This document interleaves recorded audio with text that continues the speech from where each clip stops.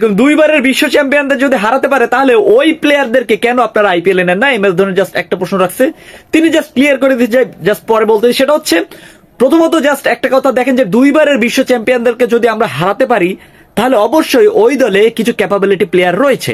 So সেক্ষেত্রে আপনি কাকে বলতে চাচ্ছেন? সেটা হচ্ছে রিশাদ হোসেন বলেন, আপনি হাসান মাহমুদ বলেন, ইভেন তানজিদ হাসান সাকিব হয়তো প্রথম ওভার এক্সপেন্সিভ ছিল কিন্তু দিন শেষে কিন্তু ফিনিশিংটা ভালো দিছে।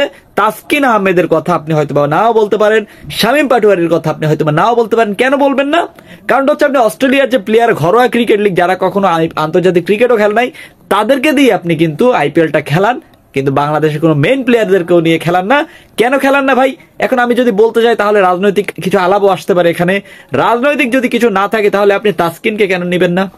রাজনৈতিক যদি কোনো আলাপ না থাকে তাহলে আপনি মোস্তাফিজকে কেন নিবেন না?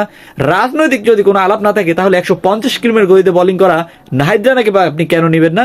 কিন্তু আপনাদের দলে তো স্ট্র্যাটেজি ছিল ভাই ওদেরকে নেয়ার, কিন্তু আপনি কেন নিলেন না?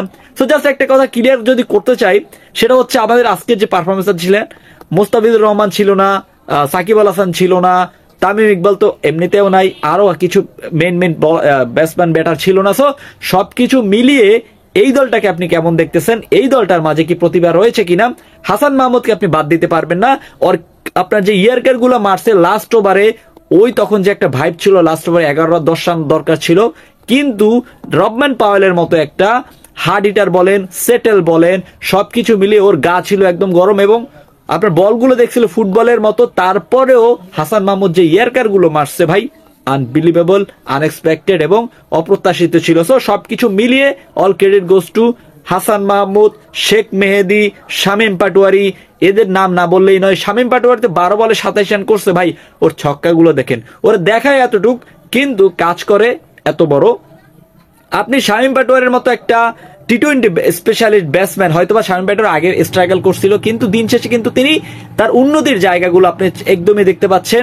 360 ডিগ্রি হয়তোবা আমরা তাকে পচাই, কিন্তু দিন শেষে ভাই আমাদের যখন স্কোর বোর্ডে তিনি রানটা যোগ করে তখনই আমার কাছে খুব ভালো লাগে। শামীম পাটোয়ারির ব্যাটিংটা আপনার কাছে কেমন লাগছে? লিটন দাসের ক্যাপ্টেন্সি নিয়ে কি বলবো? লিটন দাস গোল্ডেন ডাক মারছে, প্রথম বলেই আউট, ওর কোনো কথা হবে না, কেননা ম্যাচ যদি আপনি জিতে যাবেন তখন তার কোনো ক্রেডিট মানে তার কোনো কথাই হয়ে থাকে না। So M S Dhoni clear করছে যে ভাই তাদেরকে কেন নিতেছেন না, কেন নিতেছেন না, কেন নিতেছেন না, প্রশ্ন এক জায়গায় রাখতে চাই। লিটন দাসকে আপনি ক্যাপ্টেন্সিতে 10-এ কত দিবেন?